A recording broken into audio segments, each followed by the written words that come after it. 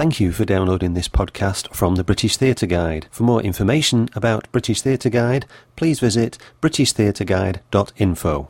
Phoebe Waller-Bridge is making quite a name for herself. She appeared in Tribes at the Royal Court, she's done Hay Fever in the West End, and more recently she's done a couple of plays with Jack Thorne. The more recent of which, called My Did I, she produced with her own company, Drywrite. I hope I pronounced the play correctly. Yeah, that was Phoebe, welcome. The first person that ever did. I'm really impressed. Obviously listened while you were saying it. Welcome. We're meeting on a sunny morning in Edinburgh. That's a phrase I very rarely use on these broadcasts. Because you're doing your solo show Fleabag, which you wrote and are performing at Underbelly at 9:25 in the evening, I think it was, if I remember correctly. Yeah. I did my preparations. It's bang on, yeah. Fine. First of all, I know that this is the first time you've ever worked in Edinburgh. What are you making of the experience? It's fairly early on, so... Yeah, I mean, it's wild. It's we've been having such a ball, but it's really important to remember that you are also here to work as much as play and see things. So I sort of was put on house arrest by the rest of the company for the first sort of week until the show got bedded in and I could go and see other things and start partying. At the moment, I'm being very serious actress, but I love it. It's so buzzy. It's amazing to be around so many people believing in their work so much and creating such original stuff and seeing stuff that you'd never know where to find elsewhere usually, and just at your doorstep. I feel really privileged to be able to see so much stuff. Do you want to tell us a little bit about Fleabag? I'm sure you do. Yeah, Fleabag really started as a sort of 10-minute stand-up storytelling thing about 6 months ago, and it was just a little 10-minute slot in London, and it went down well, especially with a couple of girls who came running up to us, me and Vicky and Francesca, who were also part of Drywrite, and said, "Oh, you should do that at Edinburgh." And we sort of went, "Oh yeah, that'd be really cool." And she said, "Let's get into a full play, do it at Edinburgh." We're like, "Oh yeah." And then our producer, this amazing Francesca Mooney, who made things happen like that, just went, "Do you want to do it at Edinburgh?" And we're like, "Yeah. And then and now suddenly we're here. She just made everything happen. And so it's sort of crept up on us, really, Fleabag, which I think is the best way to work when we weren't particularly self-conscious about what we wanted to create as a piece of theatre, and I wasn't like, I know exactly what I want to write. I knew what I wanted to talk about, and I knew I wanted it to be funny, and so I just sort of, the last few months have just been pulling together this sort of damaged, hopefully funny, modern version of a modern woman, slightly monstrous result of modern society, who hopefully you can't help but love as well as be frightened of. And then Fleabag popped out, this character, in the end, after a lot of blood, sweat and tears. And now we've got her for a month, and she's proving to be like a really interesting conversation starter with people. So yeah, it's going really well, and people seem to have lots to say about it, and it's been really interesting. You're hardly the typical Edinburgh debutante, because I think you've already placed this at Soho immediately afterwards, and you don't seem to be sort of someone who's coming up here, haven't got a clue what you're doing, etc. It does all seem to be far slicker. You've got a decent venue, etc. Was that very deliberate, or? No, that is completely down to our producer, Francesca, who's, Vicky and I, who are, which is, we sort of feel a bit like we sort of run around just desperate to create work the whole time, and we needed someone to put us together, and Francesca knows Edinburgh like the back of her hand, so we feel really, really safe with her. So the illusion that I'm completely in control is actually, there's a beautiful puppet master behind me making it look like that's happening. But we recently became associates at the Soho Theatre, and that was a big step for us. And so this is our sort of first production with them as associates. And we're so lucky to have this slot, because we're talking to a lot of people here, and they're saying that's a lot of time the reason people come to Edinburgh to get a slot. And so it's great, and it feels like we can really experiment here and push the play if we need to, and change it if we need to. So it's sort of good sort of warm-up ground, and the crowds here are going to be very different. I mean, they're so responsive and rowdy when you want them to be, and quiet when you need them to be, and it's an unusual sort of crowd. And so it's a whirlwind. We just feel completely. I love that you think we're in complete control of all of this. That's really exciting. And so it's all a wonderful surprise. But obviously we are paddling hard under the water in this calm exterior. Have you found any downsides to Edinburgh yet? So it's just pure joy? It's pure joy. It is go, go, go. I mean, the stamina. My God, you really need stamina. The downside so far, I suppose, to taking a shop for the first week, for me, is that I haven't been able to see some other stuff, because I've been sort of rehearsing during the day and trying to be quite focused. And so everyone else is talking about all this incredible stuff. And I've slightly got itchy feet. But that'll make the next sort of 2 to 3 weeks even better, because I was packing. You've got the advantage in theatre terms, at least, because you're performing at a time when almost no one else is. It means you should get theatre audiences in who are struggling to find anything in the evenings. It also frees you up during the day to see other theatre work. It's great. It's great, and it's sort of, and it feels it's because it's beyond the 7:30 normal sort of traditional time. It's a little bit of a twilight zone, so it kind of feels a bit naughty every night. So, getting your gang in to tell them a secret story, late at night. But it's really important to have the days. And I'm so glad it's not in the morning. That would be heavy. And what about the writing bit? Because you've been acting for a few years now, very successfully. I'm not so much aware of you as a writer. No, neither am I, really. That's comforting. Yeah. Well, we when I started Dry Write with Vicky, we worked with a lot of writers very early on for years. And so deeply inspired by them. And always knew that I wanted to be as part of this industry as possible, as much part of it. And I just love theatre so much. And in any way I can be part of it. If I had any flair for design, which I don't, dreadful, but I'd probably have a go at that. And so I sort of want to be part of it all. And then we started Dry Write, started working with writers. Love writers, love what they do, how they think, in all their different individual ways. And just the idea that such huge things can come out of nothing. Language can be so powerful, and imagination. And so the privilege of working with lots of really cool, brilliant, talented playwrights, became very intimidated by them and decided I'm never going to write a word ever, because I'm never going to be anything like these guys. And then through the encouragement of the company and particularly Vicky, who just sort of went, if you want to have a go, have a go. And we know, we've learned so much through doing Dry Write and giving...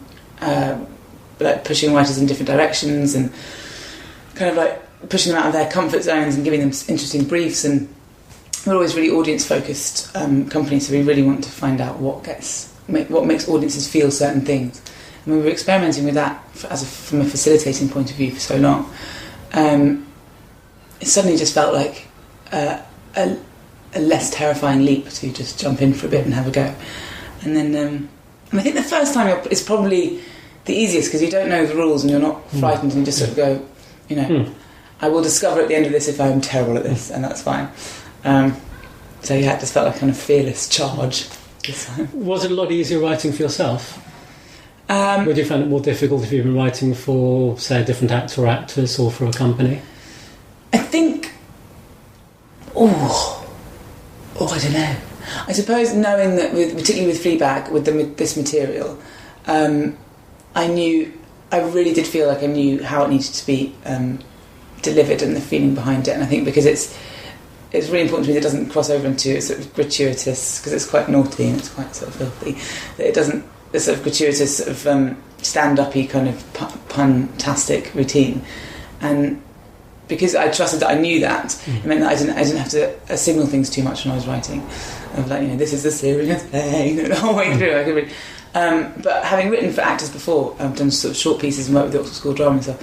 I mean, it is such a joy being able to hand it over, and then seeing other people bring it to life, and they always bring so much to it. And so I sort of miss that moment when I hand it over to the actress, and then the actress makes it amazing. I'd write something and then read it and go, "Oh no, that really was rubbish I thought it was." And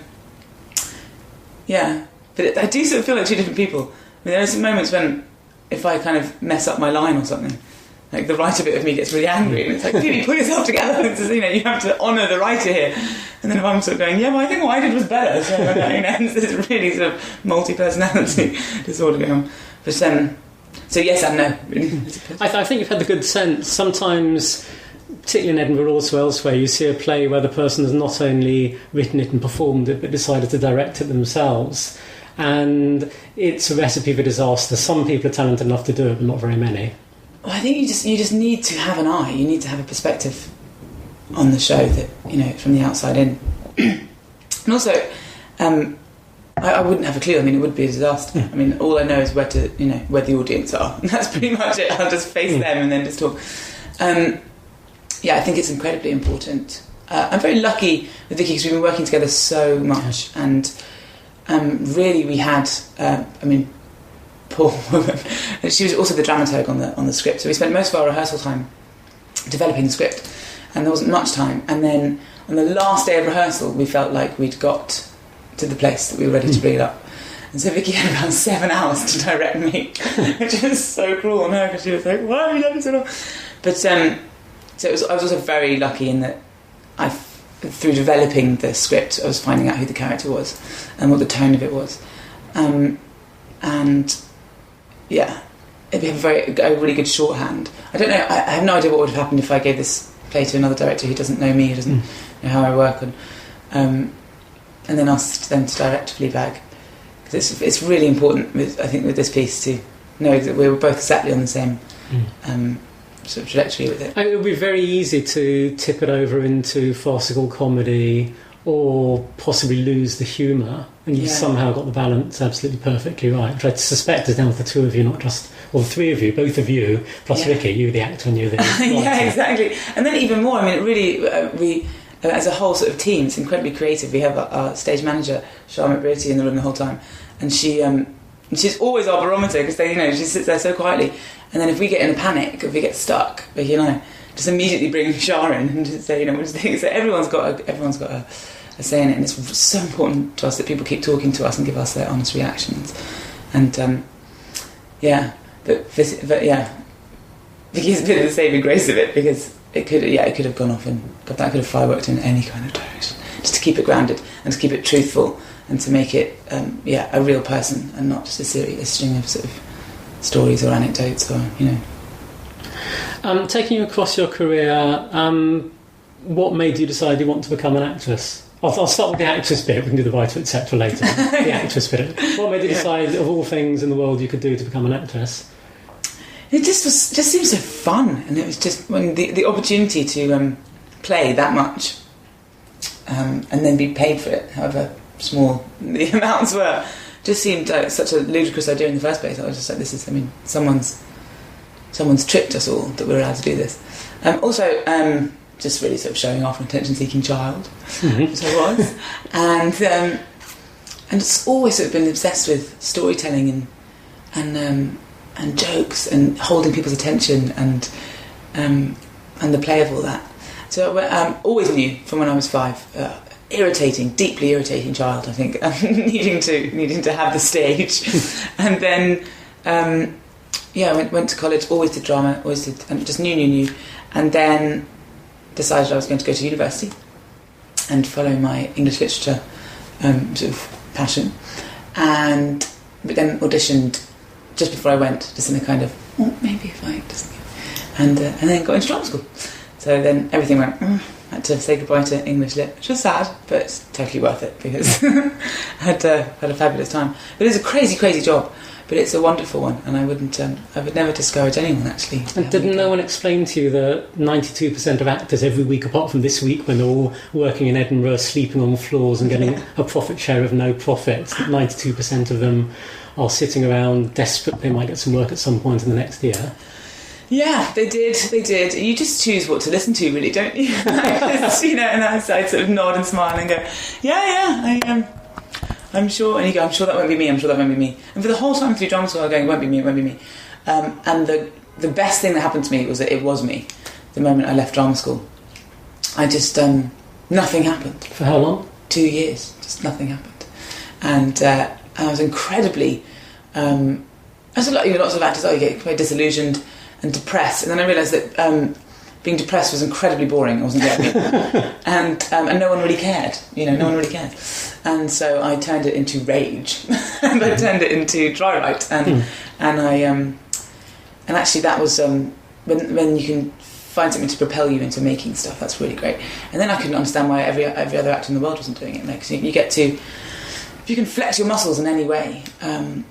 Then whether it's producing work for other people or just working with other actors, just reading scripts, and actually a lot a lot of actors do that. There's so much of it going on, and it just helps so much, and it re-inspires you, because especially if your only relationship with the industry is to beg it for a job or go and watch things wishing that you'd been in things, then you'll end up hating it. And it's the thing you started because you love it in the first place. So I wanted to make sure I didn't fall out of love with it. And how did you, after 2 years of doing nothing, how did you suddenly get the big break? I was working with Nabokov Theatre Company, and they did these brilliant nights. I think they still do them, they call them a different name now, called Present Tense. And they get writers to respond to news articles, most important news articles of the week. And I was mucking around with that lot, and they'd been really loyal, actually. I was done like 2 or 3 of their shorts nights. And I was some sort of scrappy actress that came out of drama school, and they just sort of gone, come on, keep doing that. And then they recommended me, and then George Perrin recommended me to Roxana Silbert for Roaring Trade at the Soho. That's Steve Thompson. Yeah, Steve Thompson. Yeah. And never believed in a million years that I'd get it, but had so much faith that actually the 2 years that I'd been working away was actually building relationships. And that's the most important thing as well, is building these relationships with the people who are going to come up next. And I didn't really even completely aware that was happening, but that's the one thing I always tell people: just meet people and keep working. And so then George recommended me, and I had an audition for that, and I got it, and it was just and the feeling of and again, it felt like the best thing ever, because the feeling of working and hanging on for 2 years and then getting that job is very different from being out for 5 minutes and getting that job. And it felt so precious and so important, and so right. When you feel it, I was like, yes, this is, and I feel ready for it now. And then the play with Jack Thorne and with George Perrin, which actually came out of that Present Tense night, the 2nd of May 1997. And then we were off. It was great. And fairly much consistent work since then? Yeah, gaps. Gaps. But I feel like I've had a really, really great run. I feel so sometimes you look back at some of the places that I've been, and the directors I've worked with and the actors I've worked with, and sort of go, oh God, I'm having a great time. Excellent. Yeah. And do you feel typecast? But since you just typecast yourself, perhaps that's the wrong. So you almost poured tea over me there. That was a big mistake. No. Do you feel typecast? You seem to get the roles as the tall aristocratic type. So obviously, Hay Fever was an obvious choice, and you were just made for each other. You really were made for each other. Yeah, exactly. I loved it. But again, in Fleabag, in less so perhaps in My Did I, Tribes, pretty much everything you've done has been the same role. Is that deliberate? Is that just... No, not at all. I think you have to accept that you are what you are to a certain degree, and that I know that I sound a certain way, and I'm never going to be shorter than I am. I'm quite a tall person, and that does. But you could play a Cockney Sparrow or an Essex girl, at least theoretically. Yeah, no, of course, absolutely, and I have done in the cafe, the Sky show, the cafe. It's brilliant. Michelle, Terry, and Ralph Little came up with the ludicrous idea of letting me be a local Westonian hairdresser, and that was joyous. Oh my gosh, it was glorious. Because it wasn't a similar thing. I do, I sound posh. So, for example, with My Did I, that wasn't a sort of necessarily a posh character. Obviously, sort of middle class, fine, and so that was just more about sort of just being truthful and not having to worry about what what sounds I'm making. I guess sort of strangely with Fleabag as well. It's I think anyone from with any kind of voice could play that part. Just happens that I bring a bit of a posh edge to it. But I didn't really think of it so much in those ways with Fleabag. But I do feel that, and actually Henry Channel 4 the Channel 4 coming up shows that John Donnelly wrote a brilliant half hour, and I was allowed to play a northerner. It's exciting. But the moment for ages I would sit around going, no one ever lets me do anything other than posh, and then I'd get something other than posh and I'd be like, why are they doing this? Do they not realise how posh I am? This is ludicrous. And so you never, so I don't know, but I do love playing the whole range, and I trust that it'll start to get more varied. And what does the future hold? Do you want to do film and TV work? Do you love theatre? So, not mutually exclusive. Where do you think you're going to go? Where would you like to go? Everything, all of it, everything. Any kind of storytelling ever. I'd love to do more film and TV, and I will always do theatre even if I have to make it myself. I love it so much. I'm incredibly passionate about it. I think it's important, and one of just a gift that we have that in our lives, and that so it's in our country particularly. It's just such an important thing, and but yeah, absolutely TV and film. Yeah, it's a ball. It's strange not having an audience. I feel I rely very much on the energy in the room. Not so much the energy, but the sort of atmosphere that an audience brings in. And when they're sort of captive, you think unless you kind of want to make an awkward moment, you cannot leave. And I think that's part of the thrill for me, which is people have given you an hour or more often of their time, and that's so much trust in that transaction of going, we are here, so for you to tell us something, and that feels so different in film and TV. It's wonderful when you watch it back, but you can't. You don't have such a hold on your audience that you do, or you hope to have a hold on them. But everything. A good way to end. Phoebe Waller-Bridge, thank you very much. Thank you. Orla O'Loughlin has a dream job. It's probably one of the top 10 jobs for theatre directors in the United Kingdom. She runs the Traverse in Edinburgh.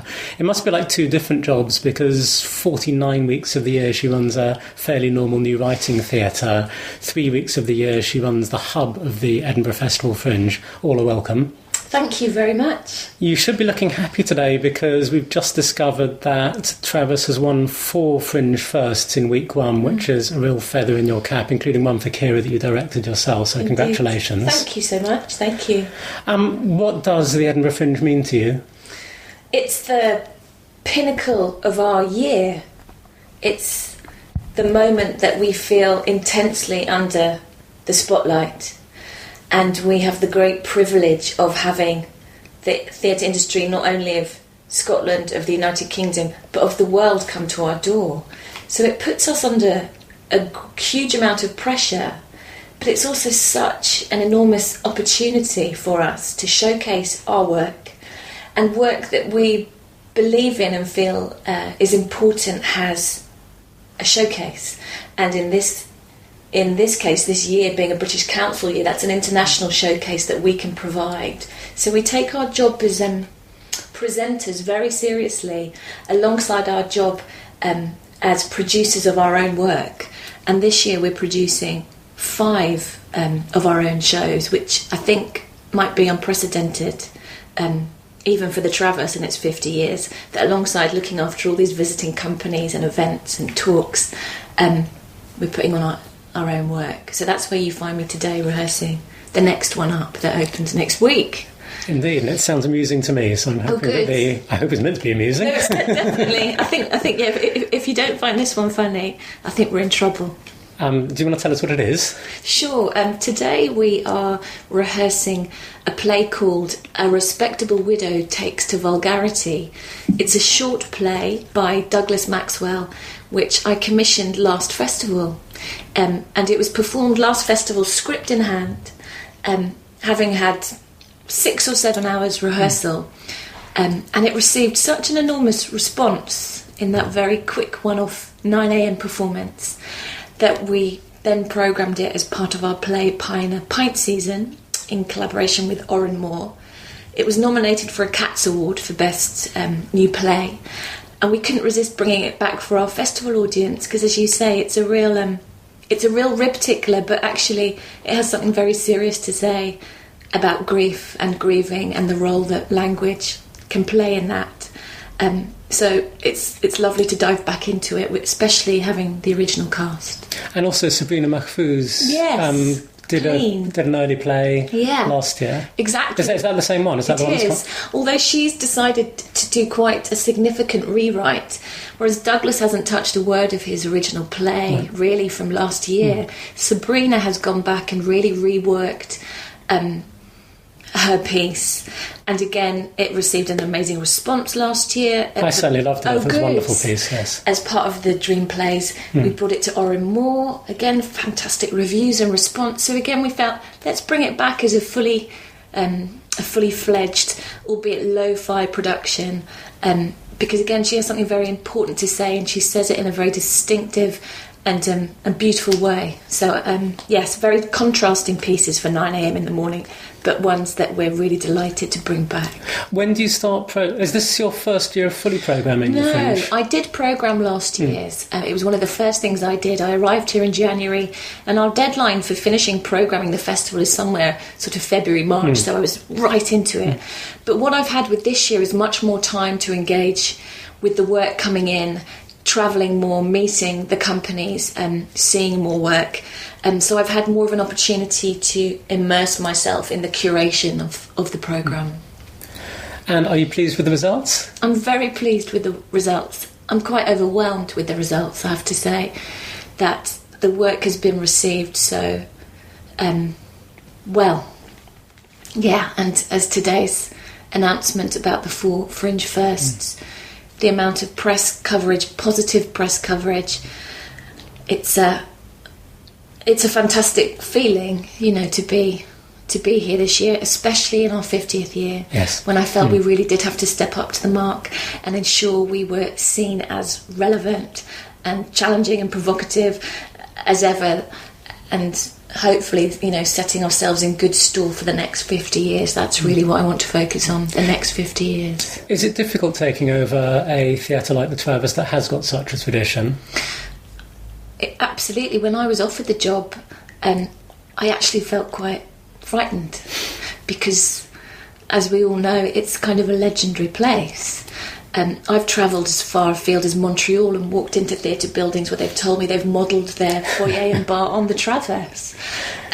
So yeah, and I think because I wasn't particularly that well known, I hadn't worked that much in Scotland, I didn't have a previous relationship with the Travers other than as a visitor.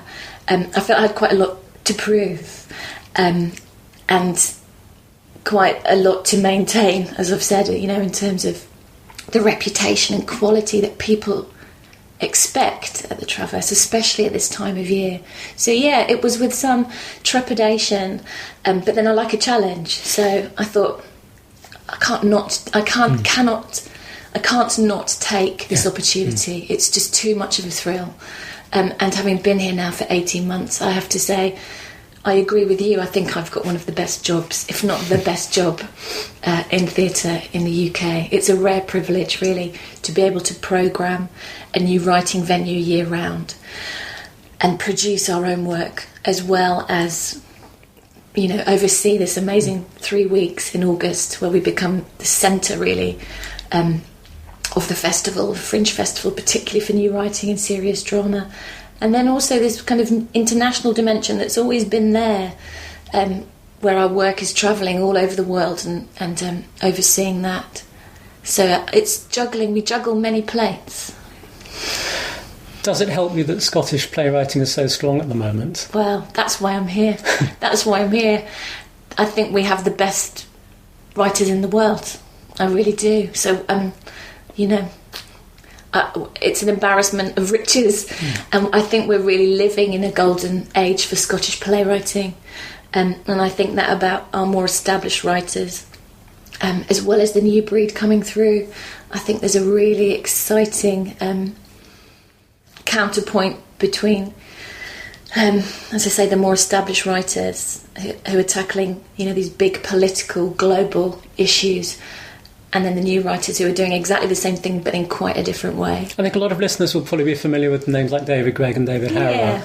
Who are the newer writers that... I would say people like Rob Drummond, Kieran Hurley, Steph Smith, being able to get people like Sabrina Mahfouz in and on our stage.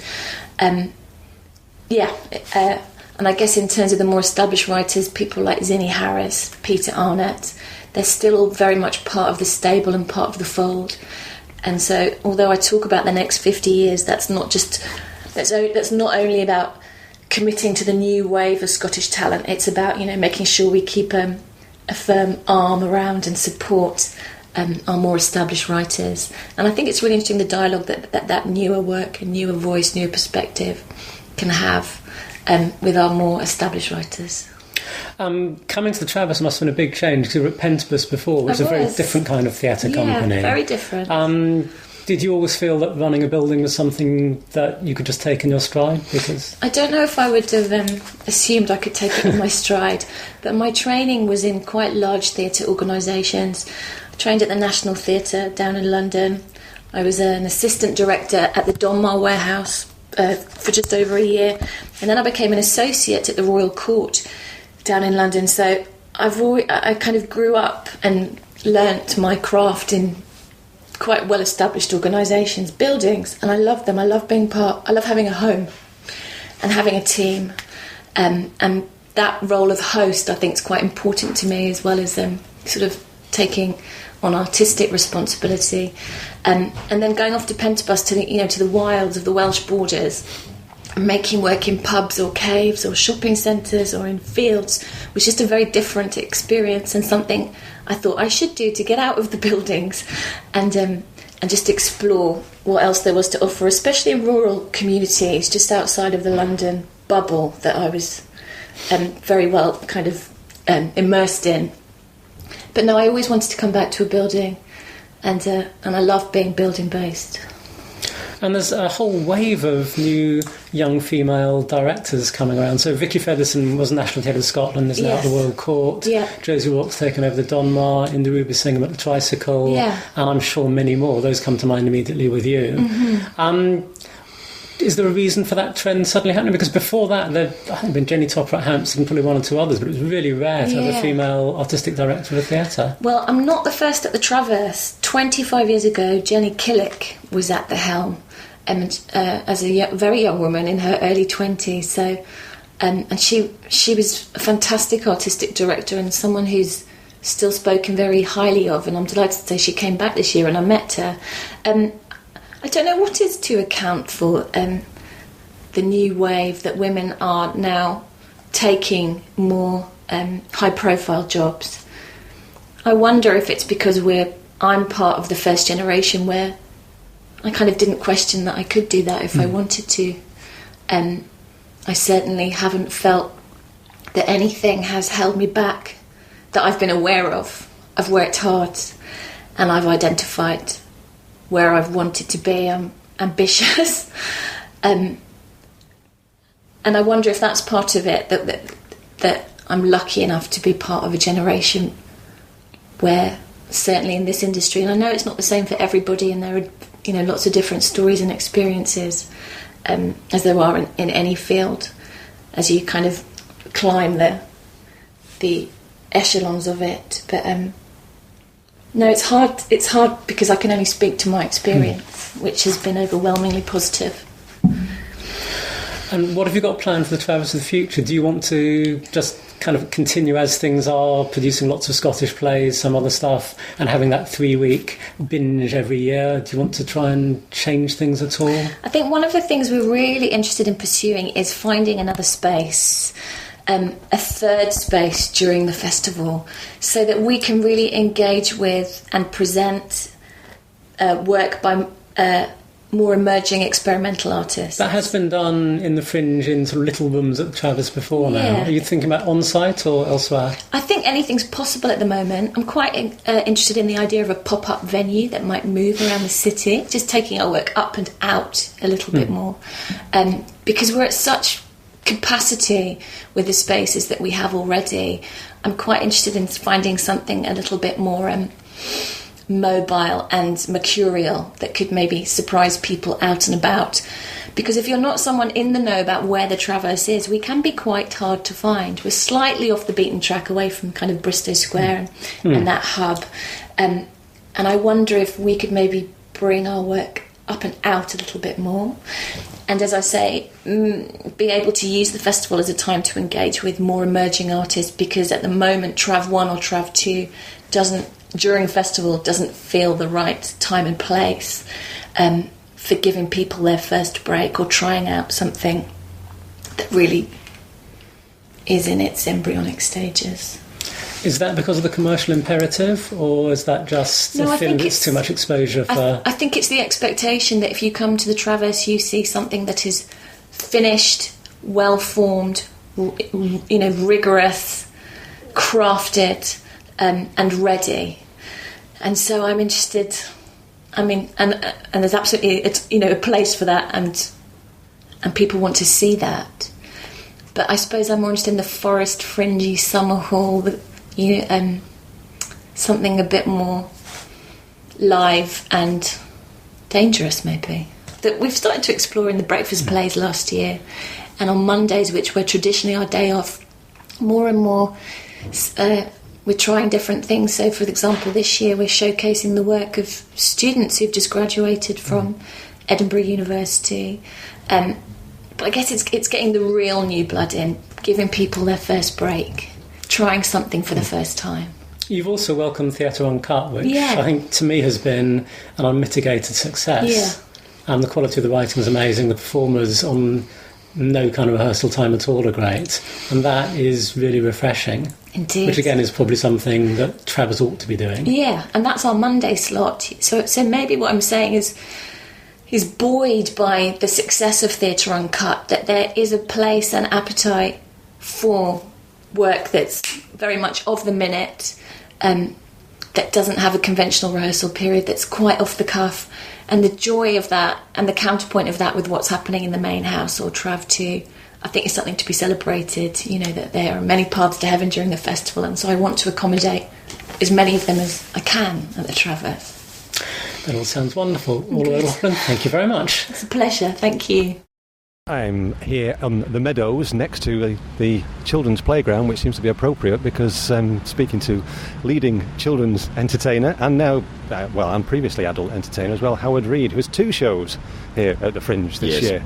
So, hello, Howard. Hello there. Early in the morning, if you recognise the husky voice as being a morning voice, but the voice is going a little bit into... Yeah, I've realised that usually I do shows with animation, and usually most of the animation is pre-recorded, and this year most of the animation is I'm voicing it live, and there's lots of very croaky voices like that, and I'm slowly turning into those people. I'm slowly shredding my voice. So I got cornered by a newsreader the other day and told me lots of things I had to do, which involved not drinking any alcohol or any coffee, which that's no way to live.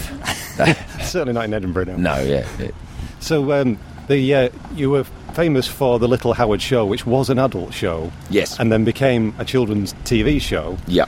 So now you sort of split them off into an adult show and the Little Howard Kids Show. Yeah, and I always think of the Little Howard Show as a family show anyway. I try and put as many jokes in for the parents as possible, and also for the clever kids. But I've split it into 2 because I've got this new technique where I can perform cartoons live, voice them live, thus my threaded voice, and control their movements with a games controller, and that's perfect for stand-up, really. So I wanted to do a stand-up show as well as a Little Howard show. Yeah, that was a subtle difference that I certainly noticed, but technologically that's quite a big leap that you're actually communicating live. I remember you did it originally when you had pre-recorded answers on certain buttons on the keyboard, didn't you? But this is a lot more sophisticated.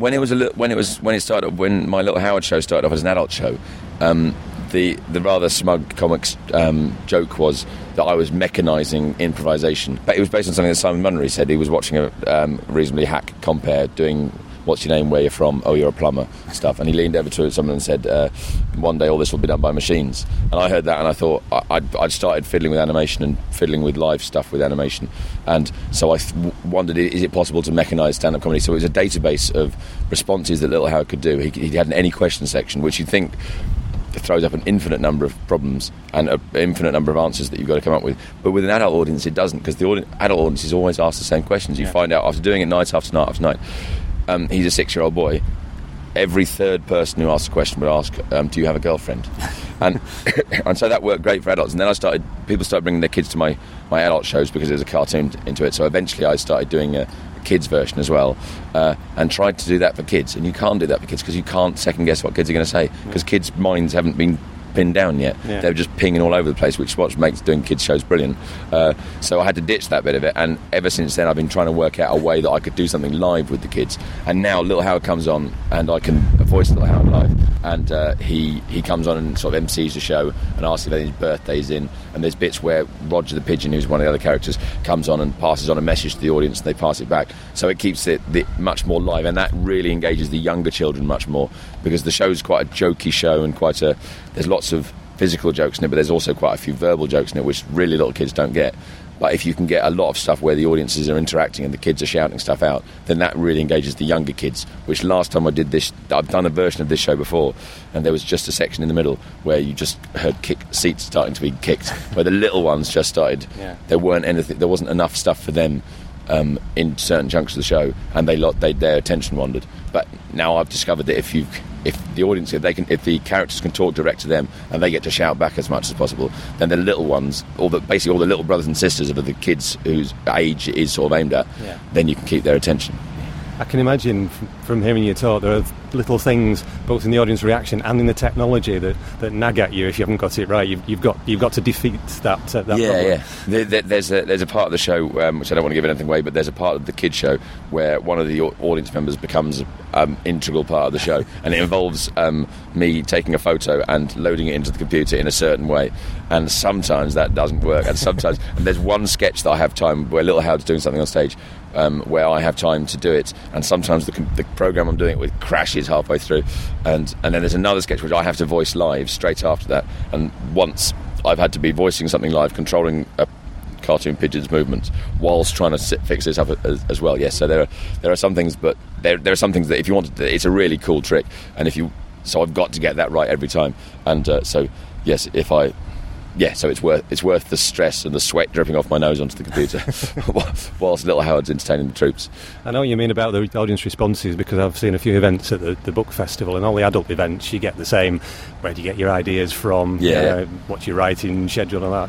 I went to one kids event with Michelle Paver, and the kids' questions, every single one of them I thought, I wish I'd thought of that. They're really intelligent. They've obviously, they know the material that well that they can ask really intelligent questions. I mean, I suppose you get fans who've seen your TV series and your show before like that, do you? Yeah. I had one kid shouting out about who thought I was asking about the TV show and started shouting out and telling me all the things he knew about the TV shows. And I said, no, that's TV. This is real life, which was really nice. I love the idea that Little Howard has a real life as well as on telly, which was sweet. But yeah, the kids just think about things in different ways, that they just think all the way around things and back again, and then we'll think of something that from the other side of the idea that an adult would never have thought of. Yeah.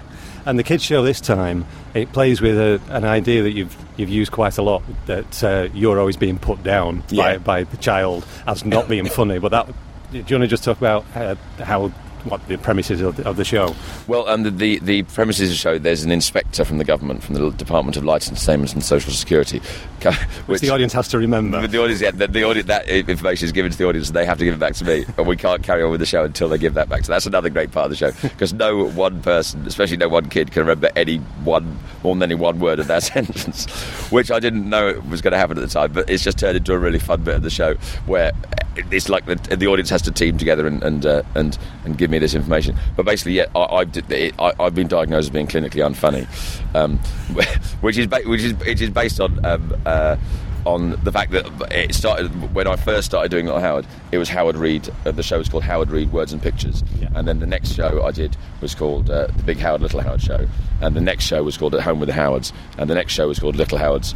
So I've slowly been moved further down the bill, and I've had reviews that said Little Howard is funny and Big Howard isn't funny, which is one of the bases of my first big successful show was written around the concept of me being edited out of my own show, and so I've turned into the straight man. And that's one of the other reasons I wanted to do the adult show, was to remind myself that I am funny, because eventually you start believing your own press. And so this, I was talking to Stu Goldsmith about this yesterday, and the show is, a lot of it is I'm actually the straight. Little Howard, in some bits of it, is a straight man, and I'm the funny man. There's a long sequence with a frying pan, which is if you're having a tough gig, it's one of the bit you guarantee everyone's going to go for. So basically, I have to prove that I can be funny by the end of the show, or we both go to jail for 100 years. Yeah. And your adult show is, I suppose, that's a bit of an experiment as well? Or are you going back to stuff that you used to do? Well, it's a complete experiment really, because it's doing it's controlling the characters live. And what's lovely about it is the one downside of Little Howard is that I have to write the script effectively, voice it, lip sync it, animate it, and then try it out. And then if it isn't funny, I have to start again. So it can be a really laborious process and take quite a long time to get the show right. And it's like turning a super tanker. It's a very slow moving object. But now I've developed this thing where I can effectively build a puppet of the characters, which I can control with the games controller, moving their eyes and their heads and having buttons that effectively do special moves on the games controller where their head transforms into something else.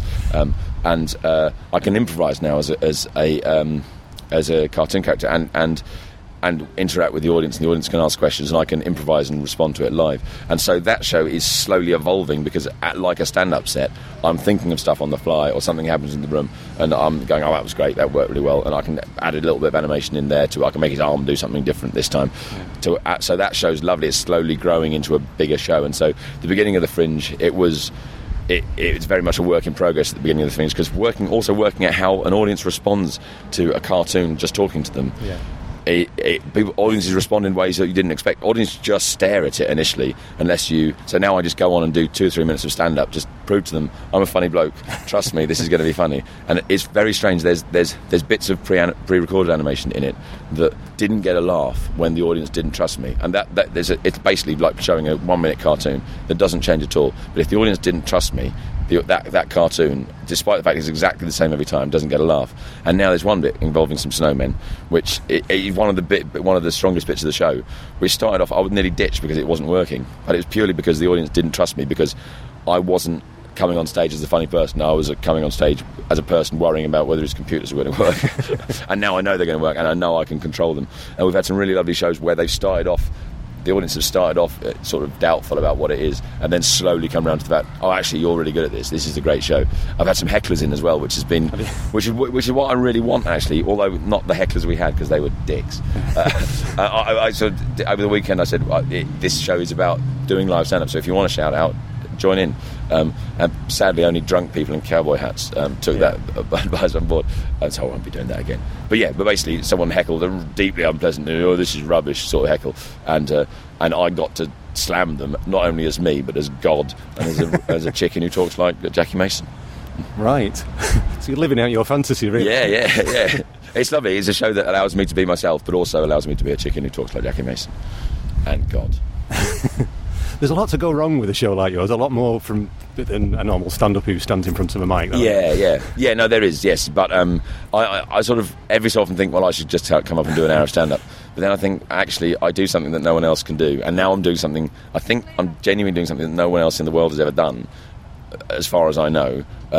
So if I can do that, then I should, really, because that's exciting. And there might not be a market for it, it might not be a clever thing to do, but it also might be that there's someone comes to see the show and I can use that, what you're doing, to do this or something like that. It's just a really exciting new thing that I can do, and so Edinburgh's the best place to showcase it. And so there are lots and there's loads of brilliant stand-ups out there, and I've not been practicing my stand-up as much as that. I'm a very good club comic, but I do cartoon shows, and I need a lot of retraining if I'm going to stop doing that.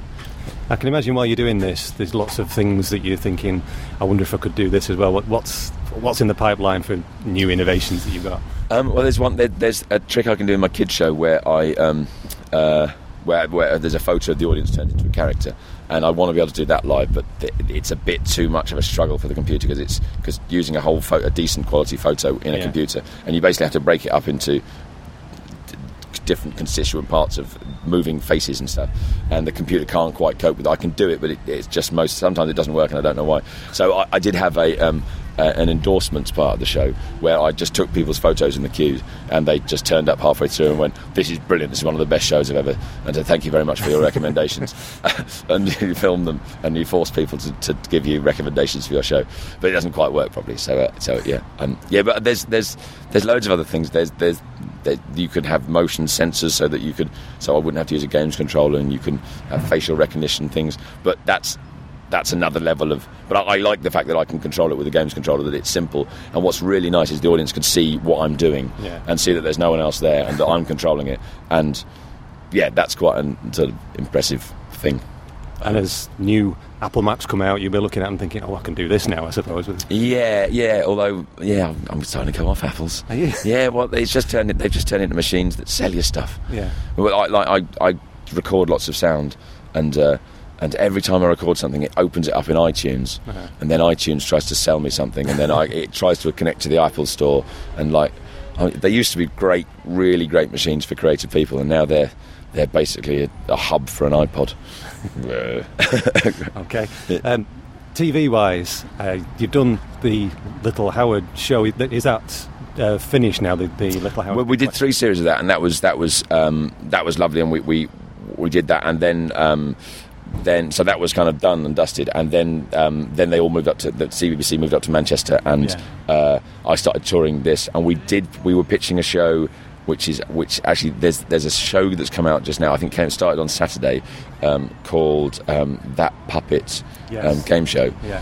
They beat us to a commission, so we were aiming to do a family show, and that didn't quite work out. But I've got some meetings with some other people to and the potential for this live animation thing, having cartoons interviewing kids you could do prank shows now with so that the potential for this new thing that I can do for telly is massive, and also for bringing down the budget of an animation show, where if we did more Little Howard's Big Question, lots of Little Howard is just talking to Little Howard, and so you could do that in real time now, and then save all your animation budget for an amazing chase sequence and stuff. And with kids telly, the budget is always the key bit. But I'm currently writing on a new CBBC cartoon show, which is very exciting, and I think it's top secret.